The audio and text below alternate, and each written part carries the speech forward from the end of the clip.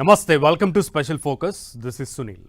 ప్రతి యుద్ధం వెనుక ఓ స్వార్థం ఉంటుంది.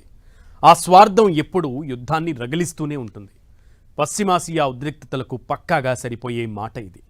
శాంతి ఒప్పందం కుదిరింది, చర్చలు జరుగుతున్నాయి. ఇక వార్ ఆగినట్లే అని ఊపిరి పీల్చుకున్నంతసేపు ఆగలేదు అక్కడ దాడులు. మళ్లీ యుద్ధ వాతావరణం కనిపిస్తోంది. అసలు ఈ పరిస్థితికి ఎవరు కారణం? ఇరాన్ తీరుతోనే మళ్లీ రచ్చ మొదలైందా? యుద్ధం కొనసాగాలని టెహ్రాన్ కోరుకుంటోందా? అదే నిజమైతే ఎందుకు? ఎలాంటి వాదనలు వినిపిస్తున్నాయి?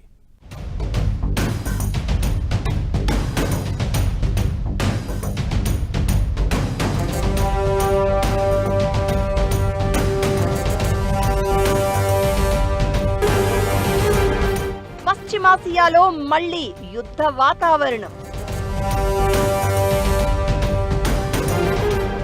యుఎస్ ఇరాన్ దాడులతో మిడిల్ ఈస్ట్లో మంటలు.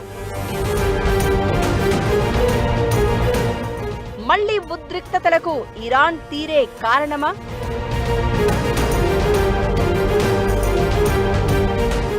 దాడులు మొదలు పెట్టింది అమెరికా కాదా? యుద్ధం కొనసాగాలని ఇరాన్ కోరుకుంటోందా?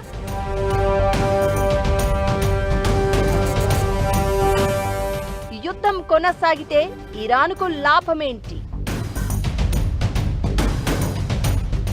పశ్చిమాసియా ప్రతి పరిణామం ప్రపంచం మొత్తాన్ని వెంటాడుతోంది. అక్కడ చిన్న అలజడి అయినా సరే దేశాలన్నీ వణికిపోతున్నాయి. దాడులు ఆగిపోయి శాంతి ఒప్పందం కుదిరిన తర్వాత ప్రపంచమంతా ఊపిరి పీల్చుకుంది. కట్ చేస్తే ఆ ఆనందం ఎంతోసేపు నిలవలేదు. అమెరికా ఇరాన్ మధ్య ఓవైపు చర్చలు నడుస్తూ ఉండగానే మళ్లీ ఉద్రిక్తతలు మొదలయ్యాయి. పశ్చిమాసియాలో రేగిన ఉద్రిక్తతలు ఇప్పట్లో చల్లారేలా కనిపించడం లేదు. దౌత్యపరమైన చర్చల ద్వారా అమెరికా ఇరాన్ మధ్య సమస్యను పరిష్కరించేందుకు మధ్యవర్తులు ప్రయత్నిస్తున్న వేళ రెండు దేశాలు మళ్లీ పరస్పర దాడులకు దిగాయి. అమెరికా బలగాలను లక్ష్యంగా చేసుకుని బాలిస్టిక్ క్షిపణులతో ఇరాన్ మెరుపు దాడి చేసింది. ఇకటు ఇరాన్ దాడులకు ప్రతీకారంగా టెహ్రాన్ మద్దతు ఉన్న మిలీషియా గ్రూపులపై అమెరికా, సౌదీ అరేబియా బలగాలు సంయుక్తంగా దాడులు చేస్తున్నాయి.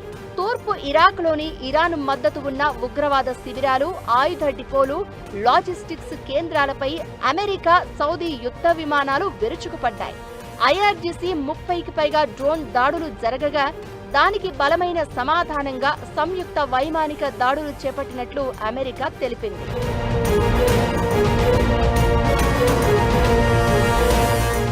ఇరాన్ అభ్యర్థించడంతోనే తాము సైనిక దాడులను నిలిపివేశామని, ఒకవేళ కొత్త సీజ్ఫైర్ ఒప్పందం కుదరకపోతే దాడులు మళ్లీ మొదలవుతాయని ఈ మధ్య వార్నింగ్ ఇచ్చారు ట్రంప్. అయితే ఆయన వాదనలను ఇరాన్ తీవ్రంగా ఖండించింది.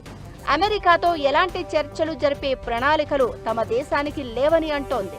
ఒమన్ మధ్యవర్తిత్వంతో చర్చలకు అడుగులు ముందుకు వేస్తున్నప్పటికీ నిబంధనలను నిర్దేశించే హక్కు వాషింగ్టన్కు లేదని తేల్చి చెప్పింది. ఇకటు హర్ముజ్ జలసంధిపై సార్వభౌమాధికారాన్ని వదులుకునేది లేదని స్పష్టం చేసింది. ఇకటు ఇరాన్ నుంచి ఎదురవుతున్న సవాళ్లతో పశ్చిమాసియాలో సముద్ర వాణిజ్య మార్గాల భద్రత కోసం మిలిటరీ చర్యలను అమెరికా తీవ్రతరం చేసింది. మిడిల్ ఈస్ట్ లో ఇరాన్ పై ఆంక్షలు, దిగ్బంధనాన్ని పటిష్టంగా అమలు చేసేందుకు 20కి పైగా అమెరికా నౌకాదళ యుద్ధ నౌకలు మోహరించినట్లు అమెరికా సెంట్రల్ కమాండ్ తెలిపింది. ఇలా పరిస్థితి రోజురోజుకు ముదురుతూ ఉండడంతో ఇది దేనికి దారితీస్తుంది? మళ్లీ యుద్ధం అనివార్యమైతే పరిస్థితి ఏంటనే ఆందోళన ప్రపంచ దేశాలను వెంటాడుతోంది.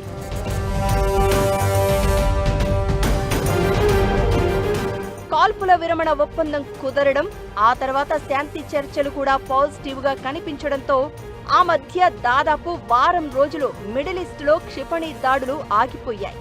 దీంతో చమురు మార్కెట్లు కూడా కాస్త స్థిరంగా కనిపించాయి. రెండు దేశాల మధ్య ఉద్రిక్తతలు తగ్గినట్లే. ఇక అంతా హ్యాపీస్ అనుకుంటున్నారు అంతా. అయితే ఆ పరిస్థితి ఎక్కువ రోజులు నిలవలేదు. అమెరికా ఇరాన్ మధ్య భీకర దాడులు జరుగుతున్నాయి ఇప్పుడు. అయితే ఈ పరిస్థితికి ట్రంప్ దూకుడే కారణం అనుకున్నారు. అయితే అసలు సీన్ వేరే ఉంది. జూలై 28న జోర్డాన్లోని అమెరికా సైనిక స్థావరంపై ఇరాన్ బాలిస్టిక్ క్షిపణులతో దాడి చేసింది. దీంతో మిడిల్ ఈస్ట్ ఘర్షణ మళ్లీ ముదిరింది. నిజానికి ఇప్పటి వరకు అమెరికా దాడులకు ప్రతీకారంగా మాత్రమే ఇరాన్ స్పందిస్తోందని అంతా అనుకుంటున్నారు. నిజానికి ఫిబ్రవరి 28న అదే జరిగింది. అయితే ఈసారి మాత్రం రివర్స్. అమెరికా నుంచి దాడి జరగకముందే ఇరాన్ అటాక్ చేయడంతో పరిస్థితి మారిపోయినట్లయింది. ఇదే కొత్త అనుమానాలకు కారణమవుతోంది.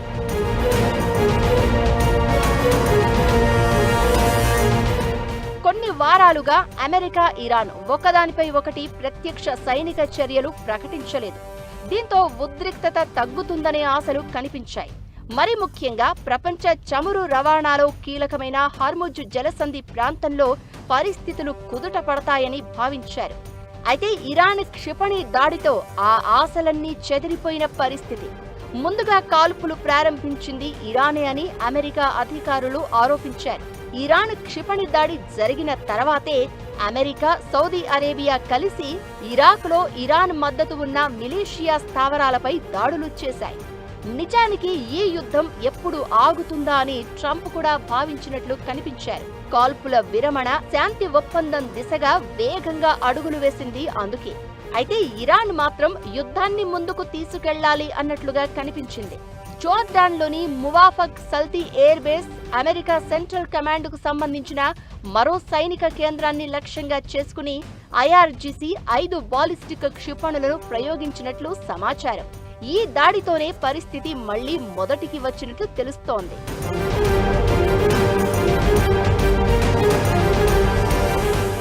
అమెరికా, ఇజ్రాయెల్ కలిసి ఆపరేషన్ ఎపిక్ ఫ్యూరీ పేరుతో ఇరాన్ మీద ఫిబ్రవరి 28న దాడులు మొదలుపెట్టింది. అప్పటి నుంచి తాము చేసిన ప్రతి దాడిని అమెరికా చర్యలకు రివెంజ్ మాత్రమే అని ఇరాన్ చూపించింది. తాము యుద్ధాన్ని ప్రారంభించలేదనే వాదనను ఒక రకంగా ప్రపంచానికి వినిపించింది ఇరాన్. అయితే ఇప్పుడు మాత్రం సీన్ రివర్స్ లో కనిపిస్తోంది. కొద్ది రోజుల విరామం తర్వాత మళ్లీ మొదటగా దాడి చేసింది ఇరానే అనే అభిప్రాయాలు వినిపిస్తున్నాయి. దీంతో మళ్లీ భారీ సైనిక చర్యలు చేపట్టేందుకు అమెరికాకు మరింత బలం అందినట్లయింది. అంతా నార్మల్ అవుతుందనుకున్న టైంలో ఇరాన్ మొదటగా దాడులు చేయడం వెనుక భారీ వ్యూహం ఉందనే అభిప్రాయాలు వినిపిస్తున్నాయి. యుద్ధాన్ని ముగించేది లేదు అని ఇరాన్ సంకేతాలిస్తోంది. అమెరికా స్థావరాలపై దాడి చేసే సామర్థ్యం ఇప్పటికీ తమ దగ్గర ఉందని, తక్కువ అంచనా వెయ్యొద్దు అనే వార్నింగులను కూడా ఇచ్చినట్లయింది. ఇరాన్తో యుద్ధంలో అమెరికా ఆర్థిక వ్యవస్థపై భారీగా భారం పడుతోంది. ఇటు ఇరాన్ మాత్రం యుద్ధం మళ్లీ మొదలైనా తగ్గేదేలే అన్నట్లుగా కనిపిస్తోంది. దీంతో పశ్చిమాసియాలో ఉద్రిక్తతలు పీక్స్ కు చేరుతున్న పరిస్థితి.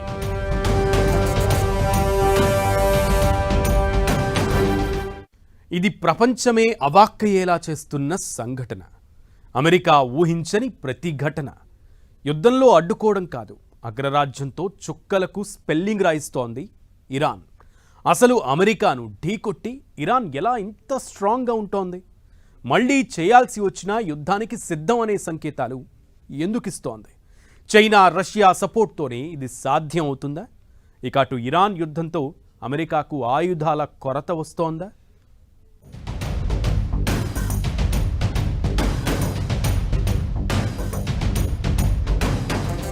అమెరికాకి చుక్కలు చూపిస్తున్న ఇరాన్, యుఎస్ ను ఢీకొట్టి స్ట్రాంగ్ గా నిలుచుంటున్న ఇరాన్, ఎంతవరకైనా సిద్ధమే అన్నట్లుగా సంకేతం. చైనా, రష్యా ఆయుధాలే ఇరాన్కు బలమా? ఇరాన్ దెబ్బకు యుఎస్ కు ఆయుధ కొరత. వెనుజువేలా పరిణామాల తర్వాత ఇరాన్ను మహా అయితే వారం రోజుల్లో గుప్పిట్లోకి తీసుకోవచ్చనే అంచనాతో యుద్ధం మొదలుపెట్టారు ట్రంప్. ఆ తర్వాత కానీ అసలు సీన్ అర్థం కాలేదు. చిన్న చిన్న ఆయుధాలను ప్రయోగించి అమెరికాకు భారీ ఆయుధ నష్టాన్ని మిగిల్చింది ఇరాన్. రక్షణ పరంగా, ఆర్థికంగా అమెరికా మీద ఒత్తిడి తీసుకువచ్చింది. సరిగ్గా ఇప్పుడు హర్మూజ్తో పాటు స్తంభించిన నిధుల విషయంలో చర్చలు జరుగుతున్న సమయంలో మళ్లీ ఉద్రిక్తతలకు ఇరాన్ వ్యూహాత్మకంగా ఆజ్యం పోసినట్లు కనిపిస్తోంది. తమ డిమాండ్ల కోసం తాము ఎంతకైనా సిద్ధం అన్నట్లుగా సంకేతాలు ఇస్తోంది. నిజానికి అమెరికాను ఢీకొట్టి పూర్తి యుద్ధం చేసే స్థితిలో ఇరాన్ లేదు. అయితే ప్రాంతీయ స్థాయిలో ఒత్తిడి తీసుకువచ్చి అమెరికా మిత్ర దేశాలకు నష్టం చేసే సామర్థ్యం మాత్రం ఖచ్చితంగా ఉంది. ఇకటు చైనా, రష్యా, ఉత్తర కొరియా నుంచి ఆయుధాలు, సాంకేతిక పరంగా సాయం అవుతోంది. దాన్ని ఉపయోగించుకుంటూ అమెరికాకు చుక్కలు చూపిస్తోంది ఇరాన్. తమను తక్కువగా అంచనా వెయ్యొద్దు అని పరోక్షంగా వార్నింగులిస్తోంది. ప్రస్తుత ఉద్రిక్తతలతో అర్థమవుతోంది అదే.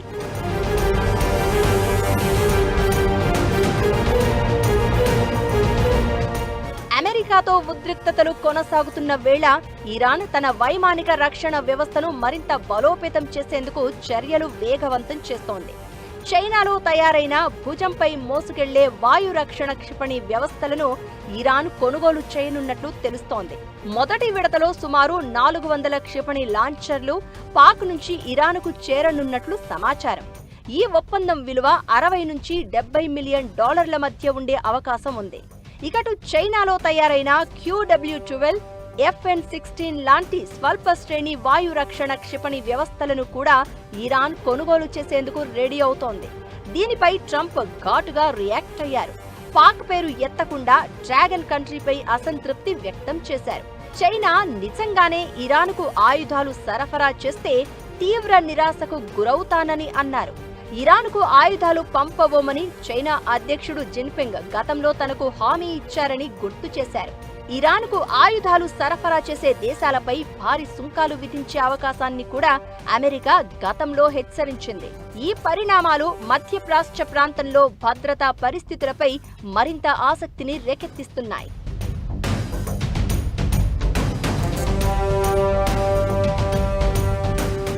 FN-16, QW-12 అనేవి భుజంపై నుంచి ప్రయోగించే ఫైర్ అండ్ ఫర్గెట్ మిజైల్స్. ఒకసారి ప్రయోగించిన తర్వాత స్పెషల్ గా కంట్రోల్ చేయాల్సిన అవసరం ఉండదు. 6 కిలోమీటర్ల దూరంలో ఉన్న లక్ష్యాలను ఇవి ఛేదిస్తాయి. సుమారు 4 కిలోమీటర్ల ఎత్తులో ప్రయాణించే విమానాలు, హెలికాప్టర్లు, డ్రోన్లను కూల్చివేయగలవు. సైనిక స్థావరాలు, చమురు కేంద్రాలు, ఇతర కీలక ప్రాంతాల రక్షణకు వీటిని వేగంగా మోహరించే ఛాన్స్ ఉంటుంది. అయితే ఒప్పందం చుట్టూ జరుగుతున్న ప్రచారాన్ని చైనా ఖండించింది. ఇకటు పాక్ నుంచి కూడా ఇలాంటి రియాక్షనే వచ్చింది.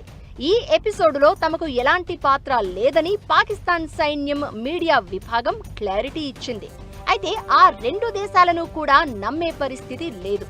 ఇరాన్కు ఆయుధాల విక్రయాలు జరిపేది లేదని జిన్పింగ్ తో పాటు పుతిన్ కూడా తనకు హామీ ఇచ్చారంటున్న ట్రంప్ ఈ మధ్య చైనా, రష్యాకు ఘాటు వార్నింగ్ ఇచ్చారు. ఆయుధాలు విక్రయిస్తే ఆ దేశాలు తీవ్ర పరిణామాలు ఎదుర్కోవాల్సి ఉంటుందని హెచ్చరించారు.